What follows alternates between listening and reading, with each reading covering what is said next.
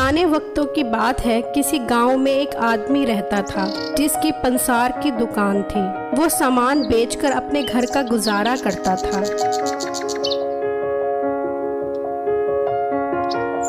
उसकी एक बीवी और एक बेटा था। बेटे का नाम बंटू था। ये लोग थोड़े गरीब थे।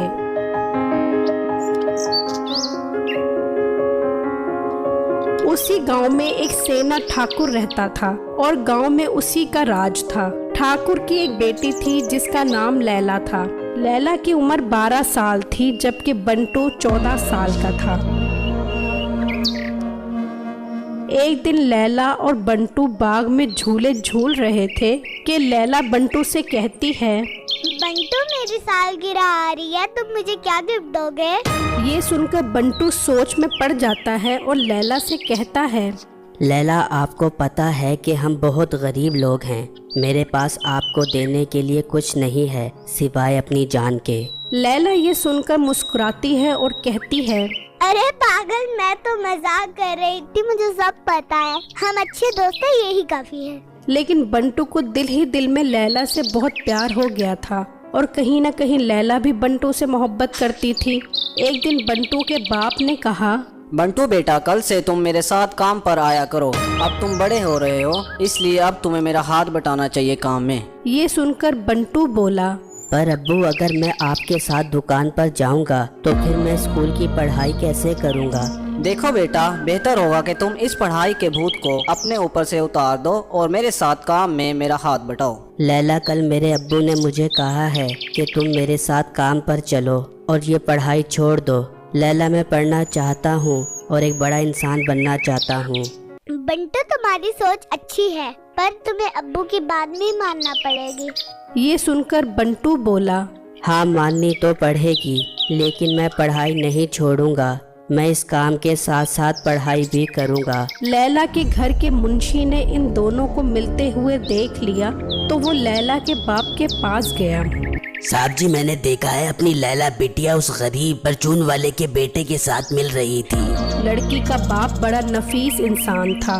वो बोला, अरे ये बच्चे हैं, कोई बात नहीं अगर खेल रहे हैं, और कोई गरीब कोई अमीर नहीं होता। ये सब किस्मत के खेल हैं और इस दुनिया में सब बराबर हैं।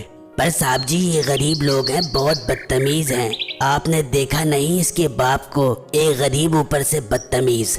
नहीं नहीं मुंशी, बदतमीज होने का ताल्लुक अमीर या गरीब से नहीं होता, बल्कि हमारी नज़र से होता है कि हम इंसान को किस नज़र से देखते हैं। अच्छा साहब जी।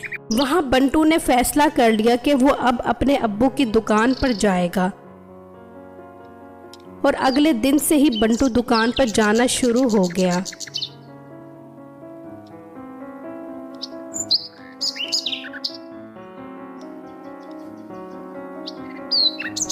और इसी तरह वक्त गुजरता गया और बंटू बड़ा हो गया और लैला भी बड़ी और खूबसूरत हो गई।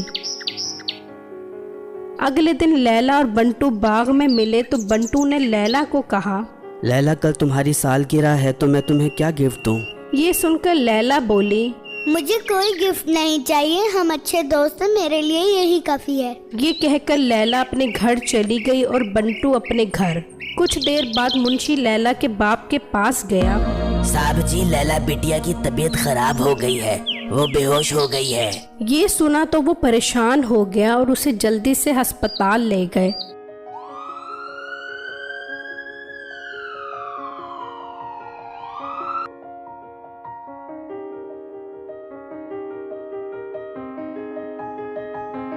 कुछ देर बाद बंटू भी वहाँ पहुँच गया। अंकल, लैला को क्या हुआ है? अचानक ये सब कैसे हो गया? बेटा, कुछ समझ नहीं आ रहा। कुछ देर पहले तो सब ठीक था, अचानक बेहोश हो गई। इतने में डॉक्टर उसके पास आता है। डॉक्टर साहब, क्या हुआ मेरी बच्ची को बताएं। देखें, आप सब हौसला करें, लड़की के दिल में सुराख है, उसका बचना मुश्किल है। बस आप सब दुआ ही करें, अल्लाह ही उसे बचाएगा। ये सुनकर बंटू बोला, डॉक्टर साहब, क्या मैं लैला के पास जा सकता हूँ? फिर बंटू लैला के पास जाता है तो लैला उससे पूछती है, बंटू, मुझे क्या हो गया है? मैं मरना नहीं चाहती। हाँ लैला, तुम्हें कुछ नहीं होगा। और आज तो तुम्हारी सालगिरह भी है। आज मैं तुम्हें एक बहुत अच्छा गिफ्ट देना चाहता हूँ। ये सुना तो लैला बेहोश हो गई और फिर 2 दिन बाद उससे होश आया तो उसने सबसे पहले बंटू का पूछा। बाबा बंटू कहाँ है? शुक्र मेरे मालिक का तुम ठीक हो गई हो। बंटू का पता नहीं वो कहाँ चला गया है। जिस दिन आपका ऑपरेशन था उस दिन वो ये खत दे गया था और कह रहा था कि ये सिर्फ लैला को ही देना। तो बेटा ये खत आप ले लो। ये सुना तो लैला बहुत परेशान हो गई कि इतने मुश्किल वक्त में वो मुझे छोड़कर चला गया था जिस वक्त मुझे उसकी ज़रूरत थी। और दिल ही दिल में सोचने लगी कि बंटू बहुत बेवफा निकला और वो सोचने लगी कि मैं अब इसका खत नहीं पढ़ूंगी। लेकिन फिर गुस्से में उसने खत ले लिया और पढ़ने लगी, जिस पर लिखा था, मोहब्बत की कहानी। मेरी प्यारी लैला, मैं तुम्हें किसी तकलीफ में नहीं देख सकता और मैंने तुमसे वादा भी किया हुआ था कि मैं आज तुम्हें तुम्हारी सालगिरह पर तोहफा दूंगा। तो लैला, मैं अपना दिल और अपनी जान तुम्हें देकर हमेशा के लिए इस दुनिया से जा रहा हूँ। मैं अब कभी वापस नहीं आऊँगा, लेकिन तुम्हारे सीने में हमेशा मेरा दिल धड़कता रहेगा।